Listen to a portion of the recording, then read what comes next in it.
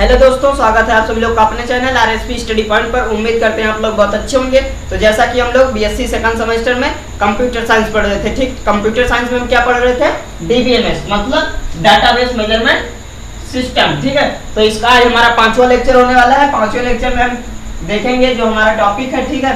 और अगर आप लेक्चर 4 नहीं देखे हैं, जो अभी जस्ट इसके पहले कंप्लीट कराया गया था कल, अगर आप वो नहीं देखे हैं तो यहाँ पे आई बटन पे देखिए, यहाँ पे दिख रहा है, आप जाके देख सकते हैं। और आप डिस्क्रिप्शन में भी का लिंक दिया गया है, जाके देख लीजिए, ठीक है। चलिए फिर आज का लेक्चर हम स्टार्ट करते हैं। आज का टॉपिक हमारा क्या है? कॉन्करेंसी कंट्रोल, जिसको हम कल भी पढ़ाए थे, ठीक है। इसी से रिलेटेड आज हमारा भी टॉपिक है। कॉन्करेंसी कंट्रोल में क्या था, कल हम पूरा इसके बारे में समझाए थे। आज हम देखेंगे लॉक्ड बेस प्रोटोकॉल, ठीक है। तो आज हम इसका प्रोटोकॉल देखेंगे क्या क्या होता है। तो इसमें पहला क्या है? लॉक्ड बेस प्रोटोकॉल, ठीक है। तो इसका देखिए क्या लिखा है, इसका क्या है? In case of concurrent access of the data might get cooperate if multiple transaction modify it at same time। इसका मतलब क्या है? सेम टाइम मतलब मान लीजिए कोई भी आप डाटा जो है वो क्या कर रहे हैं, मल्टीपल डाटा। मल्टीपल का मतलब एक से ज्यादा ट्रांजैक्शन अगर आप कर रहे हैं तो वहां पे क्या हो सकता है, आपका वो कॉन्फ्लिक्ट आ जाए, ठीक है। तो वही है यहाँ पे कॉन्फ्लिक्ट। उसको हम क्या करते हैं, पहले मान लीजिए क्या है, ये लॉक मतलब क्या करना, हमको कोई चीज लॉक करना है, कोई लॉक एक्वायर करना है, उसके पे जो होगा तो वो दूसरा मल्टीपल यूजर जो है, मतलब एक यूजर अगर कोई लॉक एक्वायर कर लिया तो दूसरा वो चीज नहीं उसमें एडिट परफॉर्म कर सकता है जब तक वो अनलॉक नहीं करेगा, ठीक है। तो इसके बारे में देखते हैं, ठीक है। अब यहाँ पे क्या, मान लीजिए कोई भी डाटा है, कोई भी डाटा जिसको आप डीबीएमएस बोलते हैं, तो वो क्या है हमारा, उसमें क्या प्रॉब्लम इलिमिनेट होती है, मतलब प्रॉब्लम क्रिएट होती है जब हम क्या करते हैं, कोई भी दो यूजर एक साथ करते हैं। तो उसी के लिए हमको क्या करना है, एक लॉक एक्वायर करना। जब एक लॉक एक्वायर कर लेंगे तो जब तक हम उस पर काम करेंगे, हम जब तक उसको कंप्लीट नहीं कर देते तब तक वो दूसरा यूजर उस पर परफॉर्म नहीं कर सकता, मतलब उस पर कुछ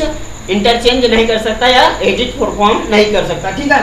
तो ये हमारा कंप्लीट है। अब यहाँ पे क्या है, पहला है शेयर मोड।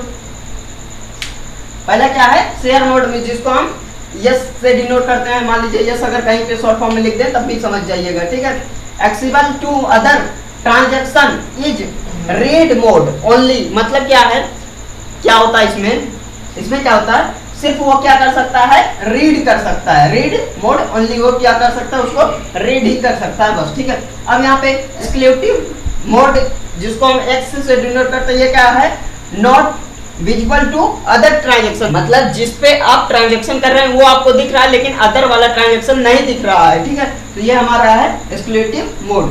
अब हम देखते हैं इसका क्या है, यू फेज लॉकिंग प्रोटोकॉल है, ठीक है। अब हम देखते हैं पहला इसका क्या है, ग्रोइंग फेज। पहला क्या है, ग्रोइंग फेज, मतलब इसका क्या है, यहाँ पे क्या है, एक्वायर लॉक, मतलब कोई लॉक हमको लेना है और क्या करना है, उस पर परफॉर्म करना, मतलब उस पर लॉक लगाना है, ठीक है। अब हमारा दूसरा क्या है, सिंकिंग फेज। सिंकिंग फेज में क्या है, इसको चाहिए आप कर दीजिए अनलॉक कमांड। अनलॉक कमांड मतलब इसको आप कह दीजिए अनलॉक, जहाँ पे हम लॉक को अनलॉक करेंगे, ठीक है। मतलब पहले अनलॉक लगाएंगे, उसके बाद उसको हम अनलॉक करेंगे, ठीक है। तो ये हमारा 2 फेज होता है। इसके बाद ये क्या है, सिंकिंग फेज। सिंकिंग फेज का हम एग्जांपल लेते हैं। ये हमारा मान लीजिए कोई भी ट्रांजैक्शन 1 है, ठीक है। हम इस पर क्या करते हैं, ट्रांजैक्शन करते हैं। तो यहाँ पे क्या है, पहले हम लॉक को एक्वायर करेंगे। लॉक एक्स मतलब ये शेयर मोड वाला लॉक है, ठीक है। तो इसको हम पहले एक्वायर करेंगे, ठीक है। ये हमारा लॉक लग गया है, ठीक है। अब यहाँ पे क्या है, लॉक एक्स, ये क्या है, एक्सक्लूसिव लॉक वाला, ठीक है। ये भी ले लेंगे, ठीक है।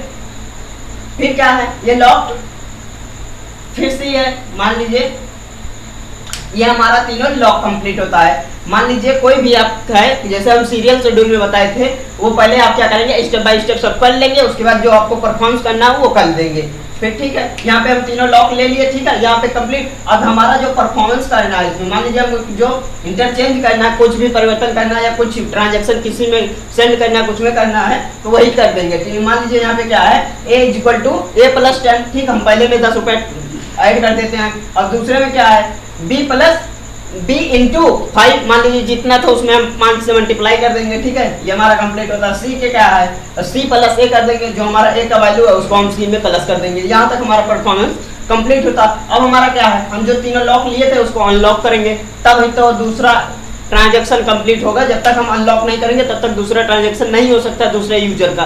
तो वही है ये हमारा। अब इसके बाद क्या है, अब हम देखते हैं नेक्स्ट टॉपिक हमारा क्या है, time stamp based protocol. Time system based protocol में देखते हैं यहाँ पे क्या है, it determine the order in which interactions और टू बी एक्जीक्यूटेड। ठीक है, मतलब इसका क्या है, तो मान लीजिए एक टाइम पे आप वर्क कर रहे हैं, जब तक उस टाइम पे वर्क हो रहा है तब तक उस पे आप दूसरा काम नहीं कर सकते हैं। ठीक है, तो वही है यहाँ पे टाइम बेस्ड प्रोटोकॉल वो करते हैं। ठीक है, अपनाते हैं। ठीक है, यहाँ पे देखिए क्या है, पहला इफ टी आई मतलब मान लीजिए ट्रांजेक्शन आई है। ठीक है, फिर and transaction J are to be execute, मान लीजिए कोई भी एक्जीक्यूट कर रहा है उस पे, then the system will decide will in advance as to which transaction has to be executed first.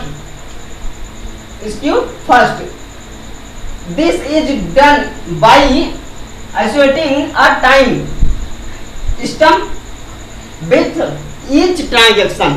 तो मतलब क्या है, कोई भी ट्रांजैक्शन हो जाएगा तभी आप उसके बाद ट्रांजैक्शन कर सकते हैं। जैसे कि यहाँ पे आई ट्रांजैक्शन था, ये हमारा क्या है, उसमें आई और जे आई, इसमें क्या है, कुछ सिस्टम पे आप क्या एक्जीक्यूट हो रहा चल रहा है या कुछ परफॉर्म्स कर रहा है, तो उसमें क्या कर सकते हैं, जब वो पहला एक्जीक्यूट हो जाएगा तभी हमारा दूसरा होगा, वो क्या है, हमारा टाइम स्टैम्प होगा। ठीक है, टाइम स्टैम्प बेस्ड प्रोटोकॉल है, तो जब तक कंप्लीट नहीं होगा तब तक उस टाइम पे दूसरा वर्क नहीं कर सकते हैं। ठीक है, ये हमारा अब क्या है, यहाँ पे क्या है, time stamp is denoted as TS या टी1, मतलब हम इसको किससे डिनोट करते हैं, टी एस से और टी1 से कर सकते हैं। ठीक है, अब यहाँ पे क्या है, whenever transaction execute a request for data, a time stamp is allocated for this transaction। मान लीजिए कोई भी डाटा आप क्या है, आपके पास कोई भी डाटा को एक्वायर किया है। ठीक है, तो आपसे कोई रिक्वेस्ट कर रहा है कि हमको ये चीज करना है, तो जब तक आप क्या किए, एक्वायर किया, जब तक वो रिक्वेस्ट कर रहा है, जब तक आपका काम कंप्लीट नहीं हो जाता, आप उस पर पूरा परफॉर्मेंस दे नहीं देते, अपना पूरा जो आपका काम है उसको कंप्लीट नहीं कर लेते, तब तक आप किसी को देंगे नहीं। तो वही क्या है, यहाँ पे कोई भी रिक्वेस्ट कर रहा है डाटा के लिए, उसको क्या है, वो टाइम के बाद ही आप डाटा को दे सकते हैं उसको, या उसको अवेलेबल करा सकते हैं। ठीक है, अब क्या है, the current time on system clock. ठीक है, अब क्या हमारा, a logical current might be proved to transaction. ठीक, अब हमारा नेक्स्ट पॉइंट क्या है, इफ टी1 मतलब या टी आई कर दीजिए। ठीक है, T I enters before J T J then T S, मतलब अगर हमारा कोई भी कार्य कर रहा है तो हम किसका करते हैं, पहले क्या होगा, पहले जो हमारा आया था, मान लीजिए दो यूजर आए थे, यहाँ पे क्या है, ट्रांजैक्शन दो यूजर ले रहे हैं, क्या है, पहला टी आई है, ट्रांजैक्शन टी आई है, जब तक इसका काम कंप्लीट नहीं होगा तब तक टी जे का काम नहीं स्टार्ट होगा। तो यहाँ पे क्या है, जो पहले आएगा उसी का काम पहले होगा, मतलब टाइम बेस्ड में यही है, जो पहले कार्य स्टार्ट हुआ वो कार्य कंप्लीट होगा तभी दूसरा कार्य स्टार्ट होता, मतलब पहला वर्क कंप्लीट तब दूसरा वर्क स्टार्ट होगा। तो वही पहला ट्रांजैक्शन जब कंप्लीट हो जाएगा इसका टी आई का, तो वहां पे हमारा टी जे का ट्रांजैक्शन स्टार्ट होगा। ठीक है, यहाँ पे क्या है, टी आई का कंप्लीट हुआ और फिर टी जे का स्टार्ट हुआ।